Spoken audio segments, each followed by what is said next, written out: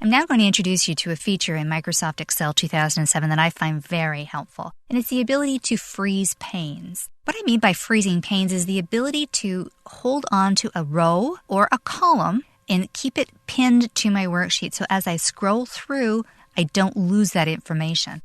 For example, I'll show you what I'm talking about here. I'm going to scroll through this eCake sales forecast screen, and I'm just going to move down, and you see how I've lost my titles.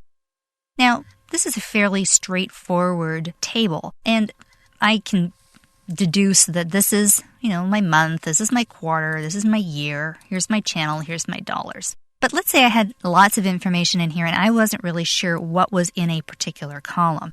I have the ability to freeze this information at the top. Now, there's 3 ways that you can freeze it.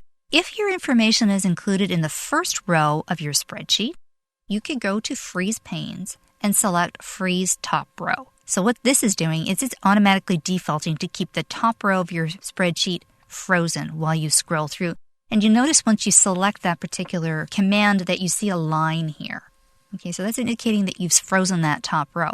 How does this work? In practice, if I was to scroll through, you'll see that I'm only scrolling past row 1. Row 1 is now frozen in place. To undo this, I would simply go back to Freeze Panes and choose the Unfreeze Panes option. I have that very similar ability to freeze a row. So I go to my Freeze Panes choice, I select Freeze First Column, and it defaults to freezing column A. And if I use my navigator at the bottom or my scroll bar at the bottom of my spreadsheet to move along my columns, I can just click on it and you see how my month stays in place. It doesn't move.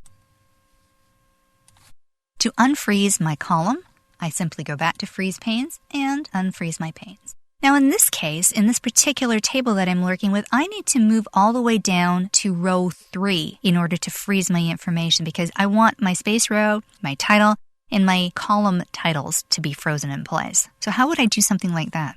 Basically what you'd do is you'd select the cell. And for those of you that are brand new in Excel, I just want to remind you that when I talk about a cell, I'm selecting a particular area in the worksheet denoted by a column letter and a row number to single out a certain area that I'm working with.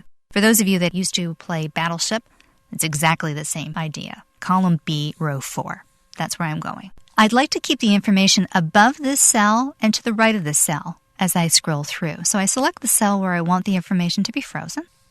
I go to Freeze Panes and I select the Freeze Panes option. So it's telling me here, it keeps the rows and columns visible while the rest of the worksheet scrolls along based on where, and if you see that little blue cell that's shaded in the description there, that's where you want to place your cell so that you can keep your column and your row above it pinned. So let's see how this works. I've selected B4 as the cell. I select Freeze Panes as my command, and you'll see that you have the lines identifying for you that you're freezing the first 3 rows and the first column of this spreadsheet.